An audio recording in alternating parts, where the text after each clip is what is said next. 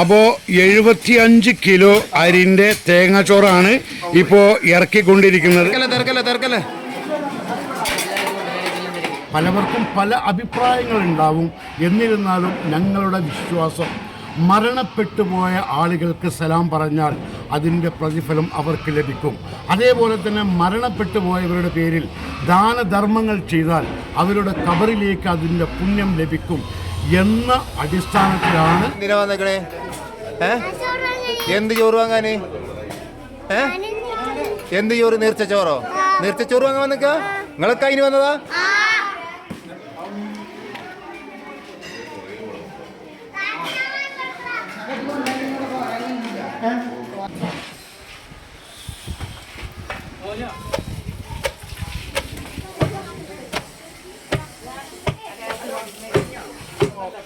കറിക്കുള്ള ഇറച്ചി കഴുകിക്കൊണ്ട് നിൽക്കുകയാണ് കേട്ടോ.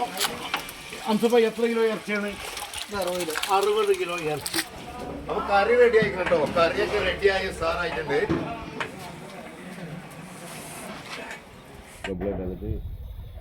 ഇയാണ് കൂടുതൽ മെയിൻ വെപ്പുകാരൻ. ഇതാണ് അസൈനാർ, ആരക്കൽ അസൈനാർ. ഇവിടെ കല്യാണത്തിനും മറ്റുള്ള പല പരിപാടികൾക്കും ഭക്ഷണം വെക്കാൻ പോകുന്ന ആളാണ് കേട്ടോ. അറിയപ്പെട്ട ഒരു വെപ്പുകാരനാണ്.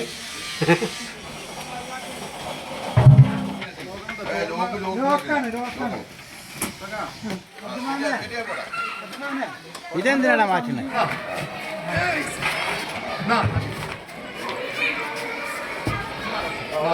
ഹലോ പ്രിയമുള്ളവരെ, എല്ലാവർക്കും അസ്സലാമു അലൈക്കും. ഇന്ന് ഞങ്ങളുടെ മഹലിൽ ഓമാനൂർ ശ്രോതാക്കളുടെ പേരിലുള്ള നേർച്ചയാണ് കേട്ടോ.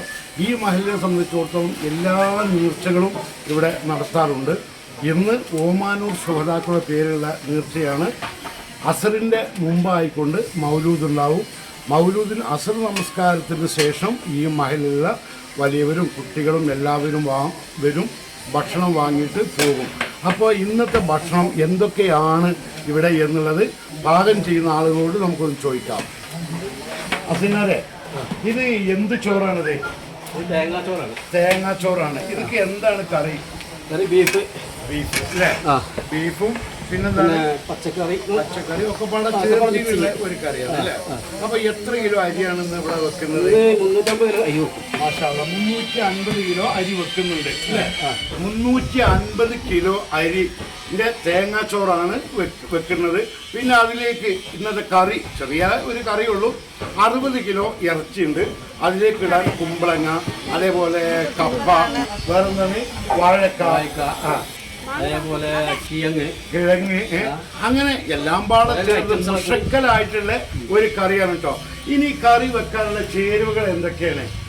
ഇഞ്ചി, വെളുത്തുള്ളി, പിന്നെ ഉലുവ, പിന്നെ ബീഫ് മസാല, മല്ലിപ്പൊടി, മുളക് പൊടി, മഞ്ഞപ്പൊടി, ഗരം മസാല, അതന്നെ മെയിൻ.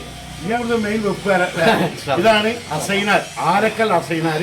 ഇവിടെ കല്യാണത്തിനും മറ്റുള്ള പല പരിപാടികൾക്കും ഭക്ഷണം വെക്കാൻ പോകുന്ന ആളാണ് കേട്ടോ. കറിക്കുള്ള ഇറച്ചി കഴുകിക്കൊണ്ട് നിൽക്കുകയാണ് കേട്ടോ. അംസപ്പ എത്ര കിലോ ഇറച്ചിയാണ്? 60 കിലോ ഇറച്ചി. ഈ ഇറച്ചിക്ക് വേറെ എന്തൊക്കെയാണുള്ളത്? ഇത് ചേരുണ്ട്, ചേമ്പുണ്ട്, വാഴക്കുണ്ട്, കുമ്പളങ്ങുണ്ട്, എല്ലാം പാടെ ചേർത്തിട്ടൊരു കറി അല്ലേ? പൂളുണ്ടോ?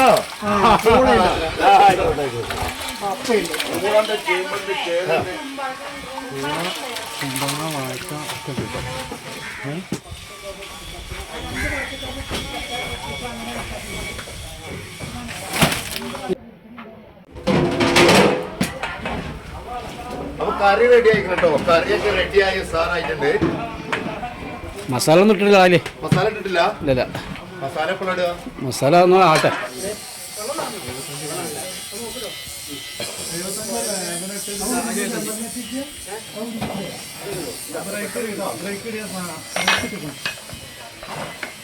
ഞാൻ വരണോ?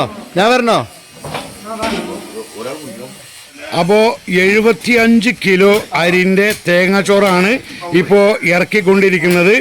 ഇത് ഇവിടുന്ന് കൊണ്ടുപോയി അവിടെ ഒരു റൂമിൽ വാഴൻ്റെ ഇല വിരിച്ചിട്ടുണ്ട്. അതിൽ കൊണ്ടേ കൊട്ടുട്ടോ ചൂടാറാൻ വേണ്ടിയാണ് ഓരോ ചെമ്പുകളും. അപ്പോൾ അവർ പറഞ്ഞത് മൊത്തം 350 കിലോ ഭക്ഷണമാണ്, തേങ്ങാച്ചോറാണ് ഇവിടെ ഉണ്ടാക്കുന്നത്. അതിൽ 75 കിലോ ആയി. ഇത് ഇനി അടുത്ത റൂമിൽ വാഴൻ്റെ ഇലയെല്ലാം വിരിച്ചിട്ടുണ്ട്, അതിൽ കൊണ്ടേ കൊട്ടും.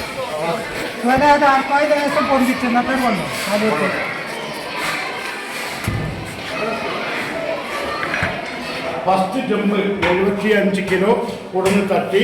ഞാൻ നിങ്ങളോട് പറഞ്ഞു മൊത്തം 350 കിലോ ആണ് എന്ന്. ഇനി ഓരോ ചെമ്പുകൾ തട്ടിയതിന് ശേഷം കണ്ണുകൊണ്ടേ ഇരിക്കും. ചോറും ഇവിടെ ഇടും.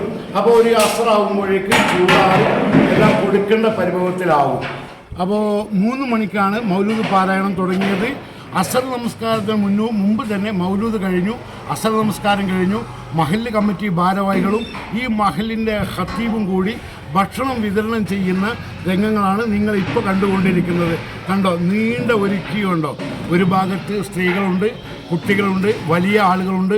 എല്ലാവരും ഭക്ഷണം വാങ്ങി സന്തോഷത്തോടുകൂടെ പോകുന്ന രംഗങ്ങളാണ് നിങ്ങൾ കണ്ടത്.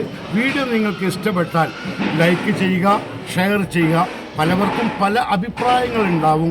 എന്നിരുന്നാലും ഞങ്ങളുടെ വിശ്വാസം മരണപ്പെട്ടു പോയ ആളുകൾക്ക് സലാം പറഞ്ഞാൽ അതിൻ്റെ പ്രതിഫലം അവർക്ക് ലഭിക്കും. അതേപോലെ തന്നെ മരണപ്പെട്ടു പോയവരുടെ പേരിൽ ദാനധർമ്മങ്ങൾ ചെയ്താൽ അവരുടെ ഖബറിലേക്ക് അതിൻ്റെ പുണ്യം ലഭിക്കും എന്ന അടിസ്ഥാനത്തിലാണ് ഞങ്ങൾ ഇത് ചെയ്യുന്നത് എന്ന് ഓർക്കുക.